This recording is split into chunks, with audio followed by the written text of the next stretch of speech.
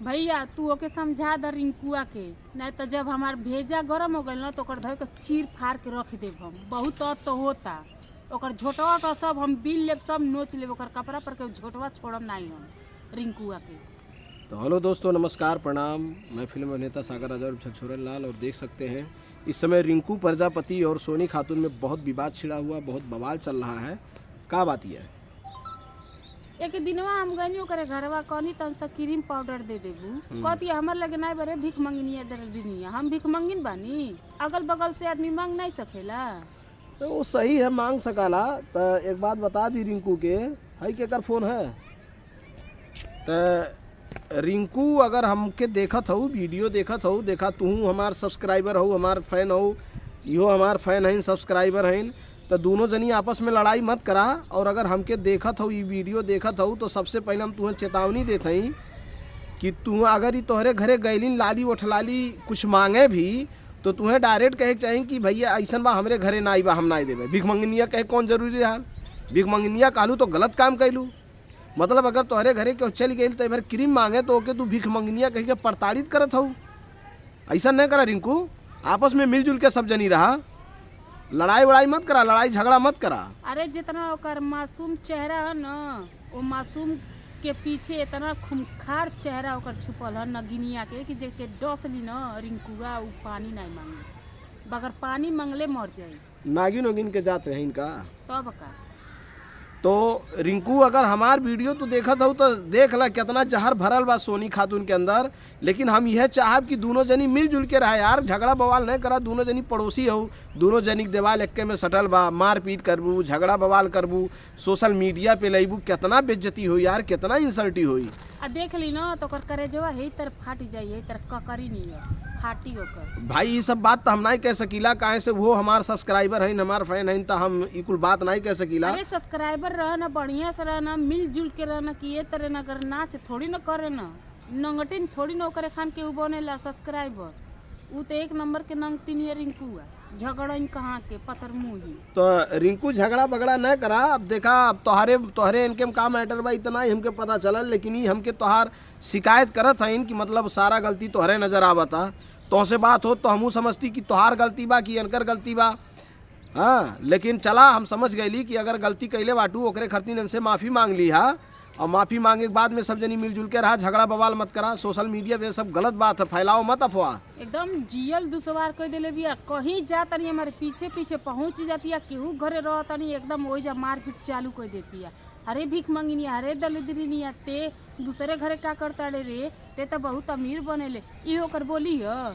तो ये झगड़ा ना, यही रगड़ा है। तो रिंकू तू चाहत का हो पहले ही बतावा। अगर तू ये कहीं जात आटी, तू पहुंच जात आटू, बवाल करत आटू, झगड़ा बवाल दूसरे दुआरी जाके, तो हम ही कहल चाहता तू चाहत का हो, बस ही बतावा। उ चाहत या खाली को कर पूरा लगवा हम भोतरी गणासी काटे दी बस। अब ये कुल बात नहीं कहा, और कहे का मतलब ये बा आपस में सब जनी मिलजुल के रहा। अब गड़ासीस काटा, हंसुअस काटा, पखुअस काटा, ये सब बात नहीं कहना उचित है। मान लो कि कुछ हो जाए तो तोहरे ऊपर ब्लेम आई। तब काहे हुआ मेरे पीछे पड़ल भी जाए तेरे हाथ गोड़ धोके? क्या चाहती है? हम ओकर भाई पटीदार हैं, हम अपने मर्दे कमाई खातनी, वो अपने मर्दे कमाई खाती है, वो अपन काम करती है, हम अपन काम करतनी, वो अपने घर में खुश रहे, हम अपने घर में खुश रहे। अब तो तोहरे बतावे के हिसाब से सारा गलती वो नहीं का बता। तो गलती जब ओकर बात तो वही न गलती आई, दूसरे के ना गलती आई। तो रिंकू देख ला, अगर गलती करत हो तो होश हवास में आ जा, और सब जनी मिलजुल के रहा। यह तरह से नौटंकी कैले से काम नहीं चली, ठीक बा? झगड़ा बवाल कैले से काम नहीं चली, सोशल मीडिया बदनामी होला। सब आदमी कहा बीबर खरतीन सब कराता, ये सब तमाशा बंद कर दे, नहीं तो बेइज्जती तू ही लोगन का होई, हमार तो होई नहीं। तो ये हकीकत के झगड़ा है। हमार यह काम है तू लोगन के समझावे के, तू लोगन के सही रास्ता दिखावे के, और ना ही मनबू तब भाई आपन कटबू मरबू हम का कह सकीला।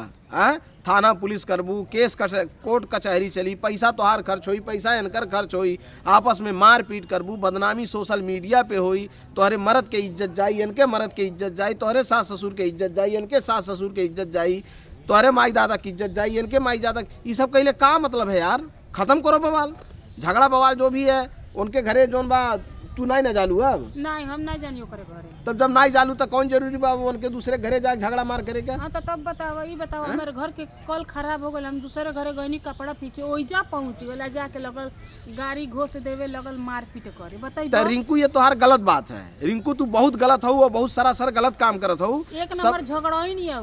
सबसे पहले हम तोहके बहुत अच्छा मानत रही कि रिंकू बहुत अच्छा बाटी, लेकिन तू बहुत गलत काम करत हो रिंकू, एक बात जान ले। ऐसे तू गलत काम करत हो कि अगर ये दूसरे के दुआरी जाके या दूसरे के नल पे कपड़ा धपड़ा धोवत ताटी तो से का मतलब बा। ये केहू घरे जाए के कुछ करें, केहू घरे जाए बैठे उठे, केहू घरे जाए बोले बतियावे तो से का मतलब बा। काहे तू झगड़ा करबू? और नहीं तो कहती जाके फिचतन कहती ए अम्मा हऊ आइल बिया का। अरे दादा हो दादा, वो तो एक नंबर के दलिदरिनी है, भिख मंगिनिया, तोहरे घरे आके कपड़ा फिचतिया। तो दलिदरिनिया हो चाहे भिख मंगिनिया हो, तो से मांगे नहीं ना जाती है? हैं? तो से मांगे खाए नहीं ना जाती है कि तो से राशन पानी मांग के लावती है? दलिदर बा चाहे भिख मंगिन बा, इनके मरद कमावता खियावता, तो से का मतलब बा? कोठलाली ते एगो निकलल नहीं आ दलिदर कहे खातिर इतना बड़कवा बन जाती है माई हो। ठीक बा, तो ये सब आपस में मिलजुल के रहा। हम यह कहबे गलती मत करा। ये सोशल मीडिया पे बदनामी तोहरा ही लोगन के हुई, हमार ना हुई। हमार काम बा सबके समझा बुझाए के रास्ता पे लावल, रास्ता सही दिखावल। नहीं अब अगर जो वीडियो बना देला से देख के तो देखिए भैया ओकर कौन हाल करब हम। देख सुन ले रिंकू, तो से कहतनी कान खोल के, अगर जो उल्टा सीधा बोलले हमारे बारे में आ भिख मंगिन दलिदरिन कहले तो सोच लिए तोर झोटवा तो एको छोड़म ना। तो से कहतनी रिंकू, तो रिंकू ऐसा काम काहे करबू कि झोटा उखड़ुअल हो, दोनों जनी मार पीट हो, बवाल हो? हाँ अरे यार मिलजुल के आपस में रहा, सुधर जा सब लोग।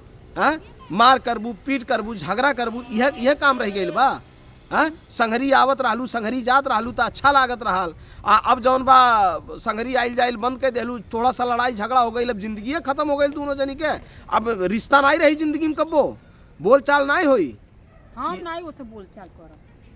इतना अत्याचार मत करा रिंकू कि एक आदमी देखा कैसे, मतलब एक एक कितना तकलीफ बा। डायरेक्ट कहती हम नहीं बोल चाल करब, मतलब तू सोनी के टार्चर करत हो। हाँ बार बार टॉर्चर कल करती है हमके, बार बार करती है। अपने घरे तो करतो भी या दूसरा घरे जा करती है। नहीं तो तू अपने घरे, अगर ही तोहरे घरे जाए तो मार पीट झगड़ा करा समझ में आवता, लेकिन ये दूसरे घरे जाता टीन तो तोहके कौन तकलीफ बा, कौन प्रॉब्लम बा? ओके बहुत तकलीफ बा। मतलब तू चाहता तू सोनी यूट्यूब बंद कर दे या सोनी मतलब तोहार गाँव छोड़ के चल जा, काहे चल जाए?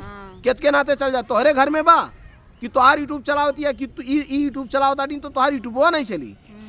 यह तरह से काम मत करिए रिंकू प्रजापति, हम आपको बहुत अच्छा समझते थे, लेकिन बहुत गलत काम कर रही हैं।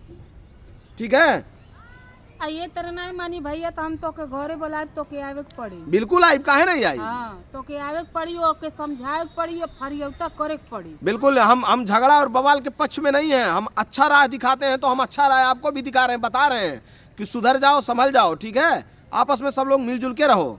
इस तरह झगड़ा बवाल करोगी, यूट्यूब पे वीडियो डालोगी तो बदनामी होगा ना। है बदनामी होता है इससे। तो चलिए दोस्तों, इन लोगों का झगड़ा मैं समझौता कराने की कोशिश कर रहा हूँ। आज ये आई हैं सोनी और बहुत रो के हमसे बात कर रही हैं कि भैया ऐसा ऐसा हो गया है, झगड़ा लफड़ा।